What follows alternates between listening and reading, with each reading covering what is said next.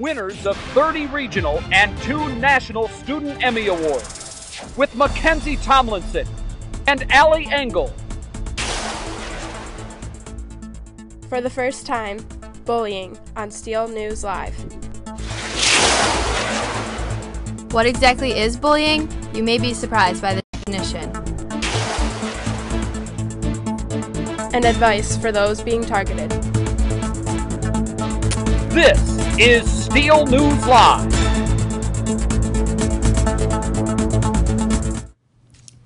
Good morning and welcome to a special edition of Steele News Live. I'm Mackenzie Tomlinson. And I'm Allie Engle. Our episode today centers on an issue that exists at every school. Some of you are the victims and some of you are the instigators. Most of you ignore it and few of you go out of your way to prevent it. It is bullying, a term that goes far beyond the stereotypical beating up of somebody for their lunch money. We warn you in advance that the following contains explicit language. Allie, Marcus Zappa, Allie Lewandowski, and I spent a great part of the past 2 months to produce the following story. We will be back a little later with some additional information you may find useful. For now, here's Allie Lewandowski. If the hallways of Steele High School could talk, they could tell this story. Who do you not want to face? And I said, these people who are just torturing me every day. People aren't open-minded, so anybody who's different than them, they choose to put down. Stories of intolerance and cruelty. Oh yeah, there are a lot of people that try to pretend that they're kidding, but deep down, at the same time, you know that they're not. They want to make me feel like I'm not even human. I don't deserve to feel cared for. I don't deserve to feel like I belong with them. Words of humiliation and social rejection. Constantly, every day, every class, someone will be there trying to make fun of me or put me down or something. I've been called a bitch, a nigger, an asshole, stupid, worthless. On December 8th, Steele News Live asked students who have stories of bullying to come forward and speak openly in an attempt to educate others and shed light on how serious a problem bullying is at Steele. 9 courageous students were willing to reveal their painful experiences. Some are memories from the past. Others are struggles of the present. Call it ignorance, call it cruelty, call it whatever you choose. But in the end, it all adds up to one issue: bullying. Bullying is when someone repeatedly and on purpose says or does mean or hurtful things to another person, and that person has a hard time defending himself or herself.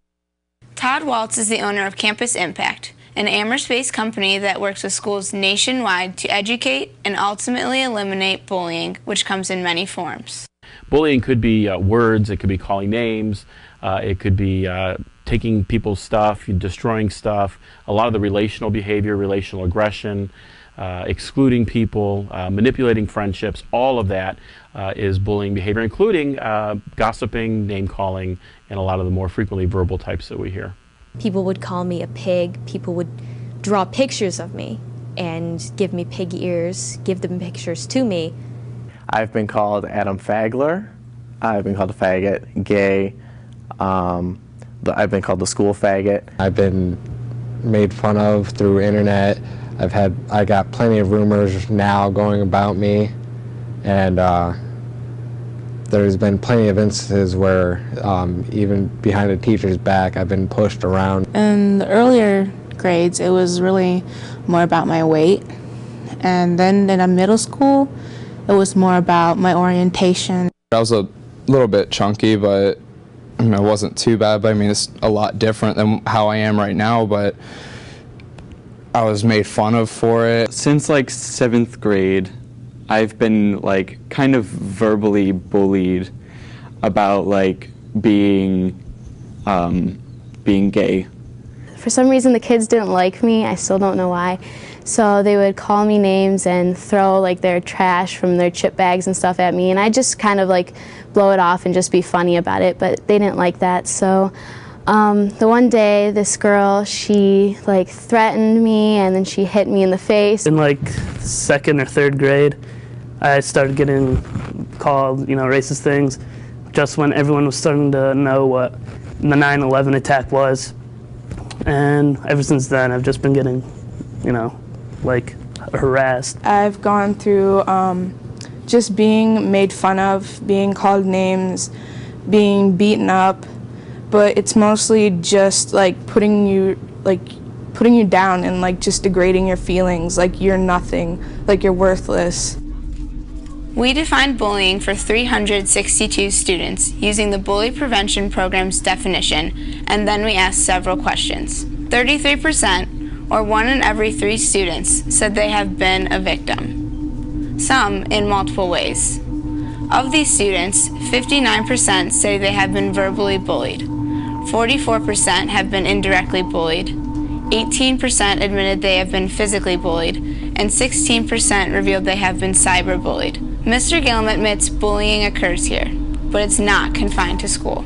I think we have a problem in our society of intolerance for people who are different, or for things that people don't understand. So if there's a problem in society, there certainly is going to appear in schools. Not all 9 who spoke with us are current victims. Some are, but for the rest, the scars remain, making coming to school unbearable.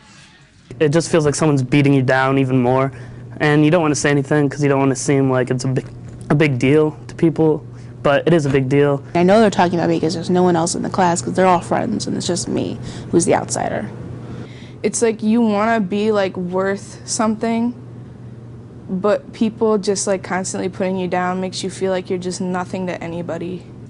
I feel paranoia. I feel that someone's looking over at me and laughing and giggling. I have this strange feeling where I know they're probably not laughing at me, but I have this paranoia that they are. Each of the students we interviewed concedes that teasing and name-calling is part of growing up, but they all agree there's a point where joking around turns vicious. I'm the first person to say that you have to laugh about yourself, and I think that there are a lot of things that are funny, but there's also a line that you can't cross, and I think that some people don't understand that. I think a lot of kids are ignorant. They don't really know. They weren't taught to know that it's really mean. You make fun of me, and you're the only person that does it. Okay, I'm going to look at you and say, boy, you're a pretty mean person. That's no big deal. But when the second person says it, and the third person says it, and the fourth person says it, it's like somebody walking around with holding weights on their head. You know, you have 1 weight on your head, and pretty soon you have 5 weights on your head, and pretty soon it just gets to be too much for a kid to handle. Such was the case in 2007 at Mentor High School, when after years of bullying, 17-year-old Eric Mohat had reached his breaking point. He started out his day in his math class, where, just like every other day, the bullies would call him faggot, oh, you're so gay, knock his books out of his hand, push him into lockers, throw things at him. Except one thing different happened on this day. The bully said to Eric, "Why don't you go home and shoot yourself? It's not like anyone would care." Came home, took his dad's registered pistol, and shot himself.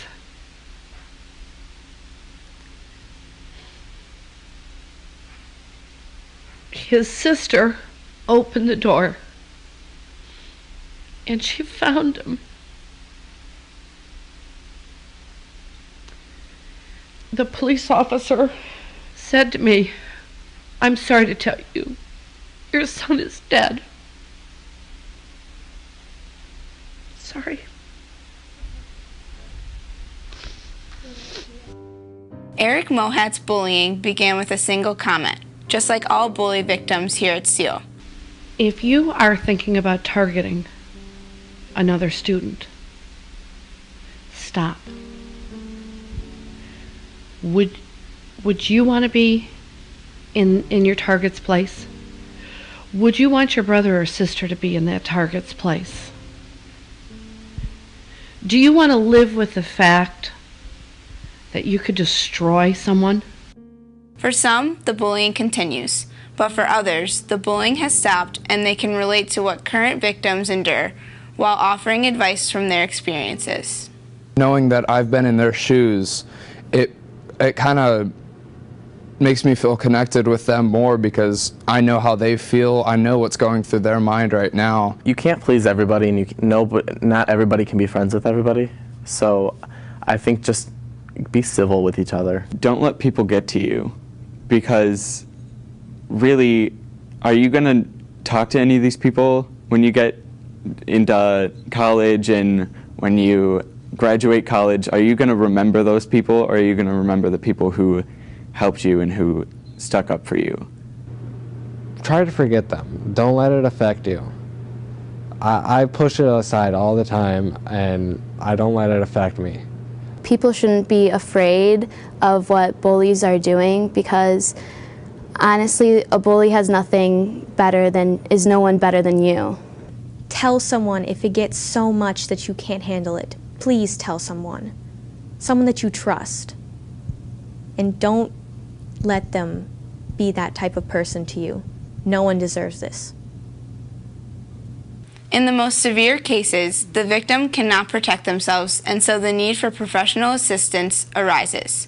Campus Impact is currently working at Amherst Junior High School to educate students and staff with the goal to stop bullying before it begins.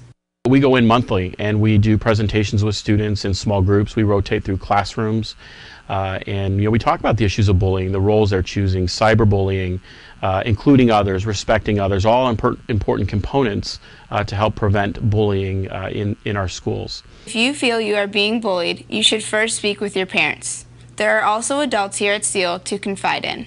If you feel that you are being bullied or that people are being intolerant of your differences, your first step would be to either come down to myself, Ms. Cornick, Mr. Haas, or one of the counselors, and come down before you get to the point where you're feeling just kind of hypersensitive to it. So why would 9 students agree to speak on camera about their personal agony? Most want a chance to look in the camera and speak directly to their abusers. This is their opportunity. It's more of a question, like, why would you bully somebody? Like, they don't do anything to you, but why would you just put somebody down? They should know how it feels to be insecure about something, and that they wouldn't want people to make fun of them for their insecurities. I hope that when people see this story, they understand that not everyone is perfect. Everyone has their own issues that they have to deal with. They're hard enough to deal with, let alone with people constantly attacking you. You don't have to be your best friend, but be nice. I mean, you don't have a grudge against them all the time. I mean, that's going to get you nowhere in life, but just a little bit of hatred in your chest. I think it's important for everybody to be tolerant of each other and accept each other, because in the real world, that's how we're going to make things go smoother and have a better future for ourselves. It's my life, and I just put it aside, so whatever you say doesn't affect me anymore. You don't necessarily know what people can go through. There are a lot of people that definitely have a thick skin and definitely hide it well, but you don't know what goes on, behind the closed doors. And they could go home and cry themselves to sleep every night and you wouldn't even know because of something you're doing. I forgive them, and it may hurt me, but in the long run, it's them that's suffering. To those bullies, I may have forgiven you, but other people haven't. And everyone deserves the same amount of respect. And just because you are immature does not mean that you need to take out your cruel, pitiless jokes on other people. Grow up, please. Bullying. A topic never before addressed on Steele News Live. If you found yourself laughing or smirking during the past 10 minutes, you may be part of the problem. But the question is, will you do your part in ensuring that the hallways will have fewer stories to tell in the future? This is Allie Lewandowski for Steele News Live.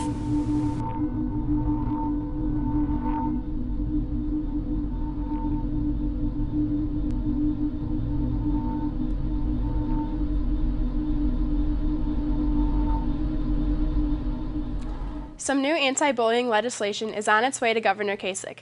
The Ohio Senate Education Committee began this year by amending and passing House Bill 116. This bill expands the definition of bullying to include cyberbullying.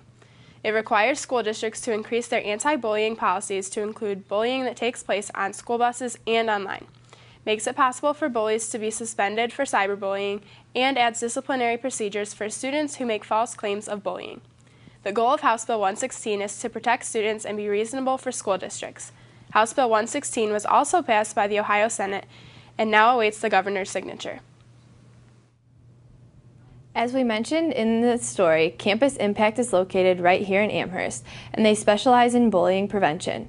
Campus Impact works with school districts across the country to teach kids the evils of bullying. They also educate administrators and teachers on how to recognize the early signs of bullying and how to address it when it occurs. They also work with individuals. Here's Todd Waltz to explain what they can do for you.